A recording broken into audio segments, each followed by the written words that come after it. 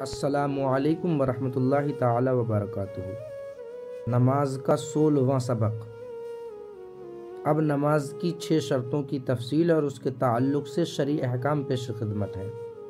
نماز کی 6 شرطیں ہیں، ان میں پہلی شرط ہے طہارت۔ طہارت کے تعلق سے چند مسائل پیش خدمت ہیں۔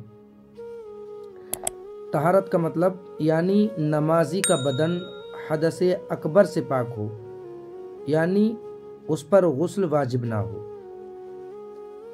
اور نمازی کا بدن حدث اصغر سے پاک ہو، یعنی وہ بے وضو نہ ہو، اور نمازی کے بدن پر نجاست غلیظہ اور خفیفہ لگی ہوئی نہ ہو، اور نمازی کا بدن نجاست غلیظہ و خفیفہ بمقدار مانے سے پاک ہو، یعنی نجاست غلیظہ 1 درہم کی مقدار سے زیادہ لگی ہوئی نہ ہو، اور نجاست خفیفہ کپڑا یا بدن کے جس حصہ پر لگی ہو اس حصہ یا عضو کی 1/4 سے زیادہ لگی ہوئی نہ ہو۔ نمازی کے کپڑے نجاست غلیظہ و خفیفہ سے پاک ہوں، جس جگہ نماز پڑھے نمازی وہ جگہ پاک ہو۔